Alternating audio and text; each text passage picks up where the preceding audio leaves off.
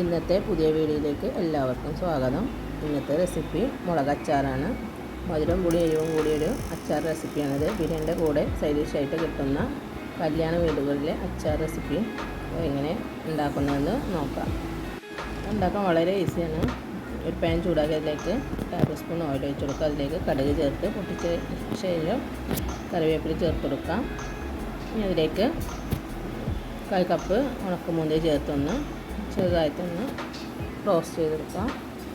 റോസ്റ്റായി വരുന്ന ടൈമിലേക്ക് ആവശ്യത്തിനുള്ള മുളക് എത്രത്തോളം ക്വാണ്ടിറ്റി വേണ്ട അതിനനുസരിച്ച് മുളക് എടുക്കുക. നല്ല ക്ലീൻ ചെയ്തെടുത്ത മുളകാണിത്. വെള്ളമൊക്കെ കളഞ്ഞതിന് ശേഷം ഇട്ടൊന്ന് ജസ്റ്റ് ഒന്ന് വഴറ്റിയെടുക്കുക. വെള്ള കളറിലാണ് ടൈമാകുന്ന വരെ ഇത് വഴറ്റിയെടുക്കാം. ഇതിലേക്ക് വേണ്ട മസാല ചേർത്ത് കൊടുക്കാം. 1 സ്പൂൺ മഞ്ഞൾപ്പൊടി, 1 സ്പൂണോളം മുളക് പൊടി, എരിവിനാവശ്യമായിട്ടുള്ള മുളക് ചേർത്ത് കൊടുക്കാം.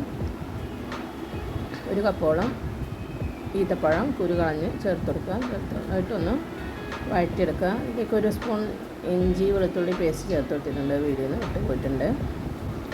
ഇതിലേക്ക് 1 കപ്പ് വാളംപുളിയുടെ പിഴിഞ്ഞെടുത്ത് വെള്ളം ചേർത്ത് കൊടുക്കാം. മധുരം ബാലൻസ് ചെയ്യാനായിട്ട് 1/4 ടീസ്പൂൺ ഉപ്പും കൂടി ചേർത്ത് കൊടുത്തിട്ടുണ്ട്. മധുരത്തിനാവശ്യമായ ശർക്കരയും ചേർത്ത് മെൽറ്റ് ചെയ്ത് ശർക്കര കുറച്ച് ചേർത്താൽ മതിയാവും. ഈത്തപ്പഴം ചേർത്തുകൊണ്ട് കുറച്ച് ശർക്കരയുടെ ആവശ്യം വരുന്നുള്ളൂ.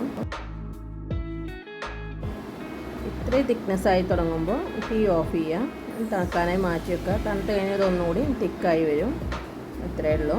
മുളകച്ചാർ റെഡി ആയിട്ടുണ്ട്. ലാസ്റ്റ് ഇതിലേക്ക് കുറച്ച് ടൊമാറ്റോ കച്ചമൂന്ന് ചേർത്താൽ ഒന്നുകൂടെ ടേസ്റ്റ് കൂടി കിട്ടും. തണുത്തതിന് ശേഷം നല്ലൊരു ഡ്രൈ ആയ ബോട്ടിൽ സൂക്ഷിച്ച് വെക്കാവുന്ന ചോറിൻ്റെയും ബിരിയാണിൻ്റെയൊക്കെ കൂടെ സൈഡ് ഡിഷായിട്ട് സെർവ് ചെയ്യാവുന്നതാണ്.